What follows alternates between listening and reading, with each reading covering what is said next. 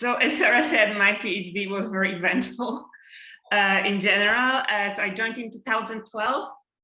And one thing that I would like to show you before I'm going to the science is I looked through my pictures, and I wanted just to kind of show how far we went from the early days, like 2012, 13 of the single cell sequencing to now.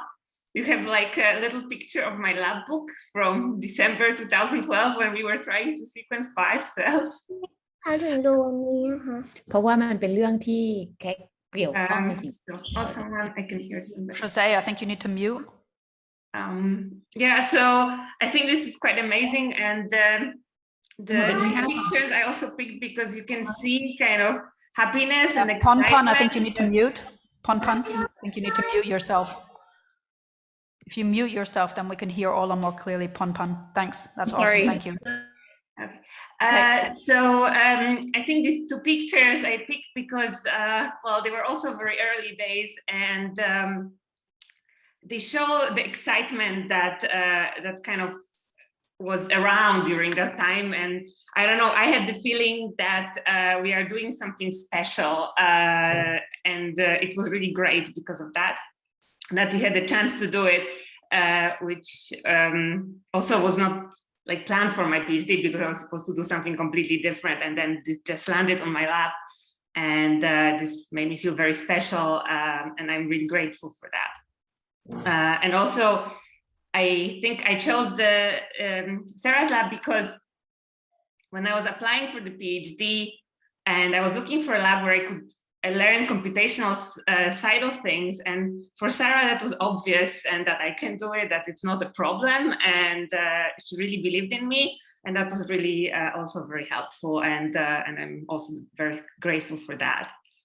And what I would like to show you today is I moved on to the Weizmann Institute, to Elinav lab for my postdoc, where I'm looking into the interactions between host and microbiome. And in general, I'm interested in how external things, so environment and microbiome, is kind of a surface between human and environment, how they influence what happens in the human body.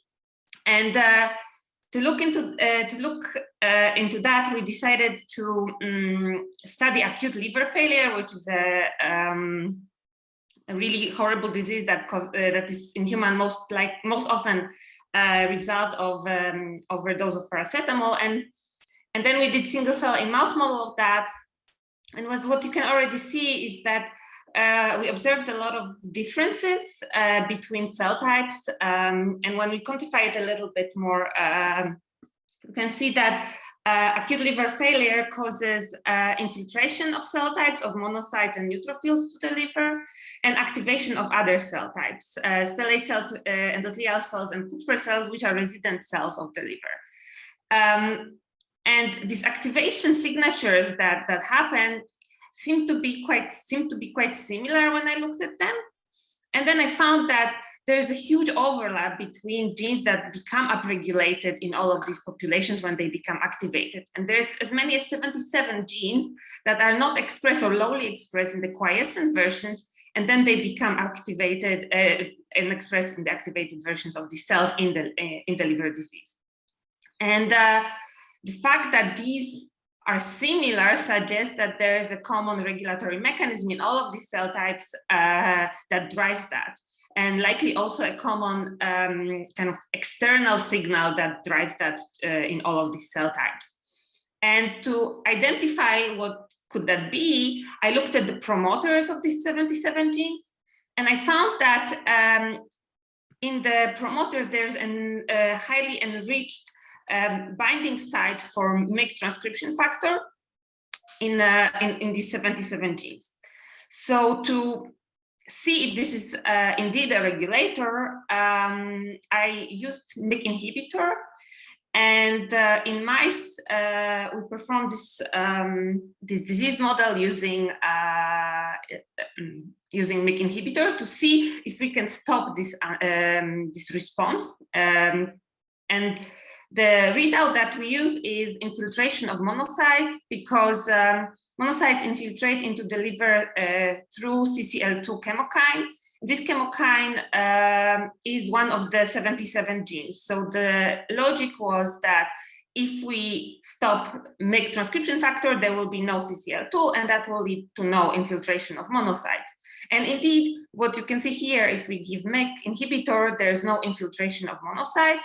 But on top of that, there's also less tissue damage, which we can see in histology, but also when we look at the liver enzymes in the blood, which is a common measure of acute liver of liver damage, basically. And when we do single cell sequencing in the presence of MEK inhibitor, we find in two different models that there's new population arising, which is different than the activated population in absence of MEK inhibitor, but also is different than the quiescent population that is in healthy animals. And this happens in all of the populations that are resident, so stellate cells, endothelial cells, and Kupffer cells. When we look at the expression of the signature, it appears that these genes, again, they are not expressed in the quiescent healthy mice, then become activated in the disease. But if we give MEK inhibitor, they are not there anymore, proving that indeed MEK is a transcriptional regulator for most of these genes in the signature, and especially for the CCL2, which is a driver of the infiltration of monocytes. And in the single cell data, we can also see this abrogation of the monocyte infiltration because of CCL2 that's only expressed in activated cells, but not in the presence of MEK inhibitor. But on the other hand, neutrophils that are also infiltrating in the disease are not affected by the MEK inhibitor. And this is because they are infiltrating through CXCL2, which is not affected by inhibition of MEK. So we can see these kind of specific effects of MEK inhibition, and it's not a kind of global effect. So neutrophils are not affected. And when we go to the microbiome, and I performed these single cell experiments also in mice that are germ-free, so mice that don't have microbiome at all. They are basically sterile throughout their life. And I inflict this acute liver failure in these mice. We can see that there is, first of all, less of serum liver enzymes, which are the measure of liver failure. And also there is a higher expression of the 77 gene signatures of the MEK signature in mice that are SPF, so normal colonized mice, compared to mice which are germ-free. And there's the same pattern in antibiotics-treated mice that also are devoid of microbiome or heavily depleted microbiome. And this led me to hypothesis that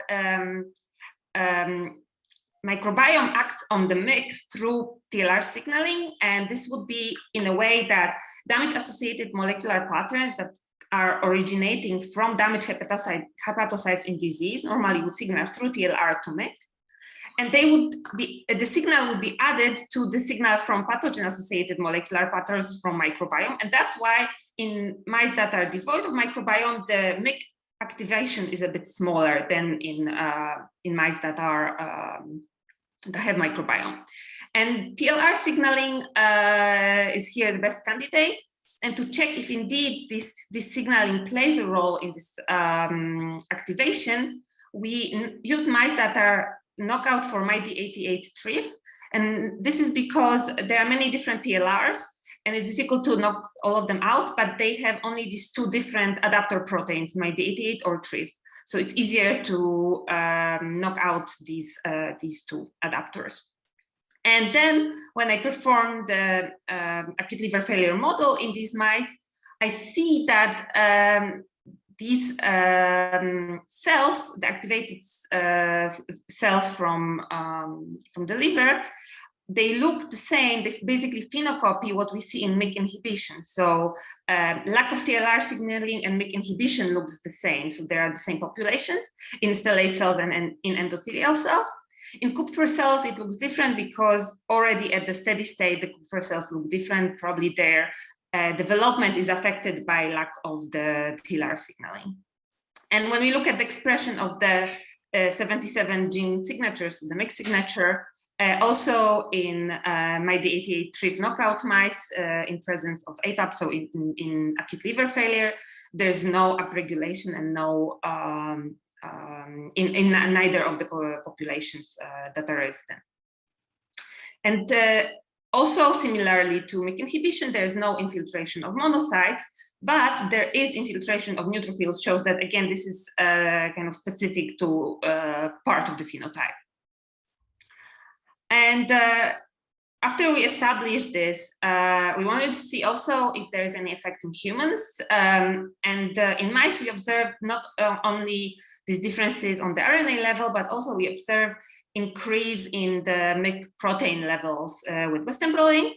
And in humans, we perform immunohistochemistries for MYC protein, and there's a huge upregulation of MYC in the nuclei of patients who have acute liver failure, or who had acute liver failure, and then they had liver transplants. And this work was done in collaboration with Dr. Shlomai from Tel Aviv Hospital. Yeah, so to sum up, I showed you that there's a common MYC regulated activation in stellate cells, endothelial cells, and Kupffer cells, and that it is regulated by the microbiome, and it affects infiltration of monocytes.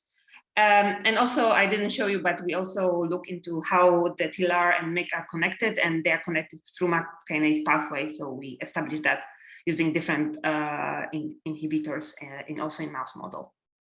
And in the end, I would like to thank the lab I'm in now, the Eran Elinav lab.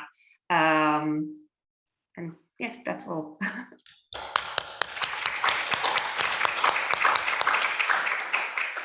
Yeah, fantastic talk, Ola, and thank you for the memories. It was it was a good time.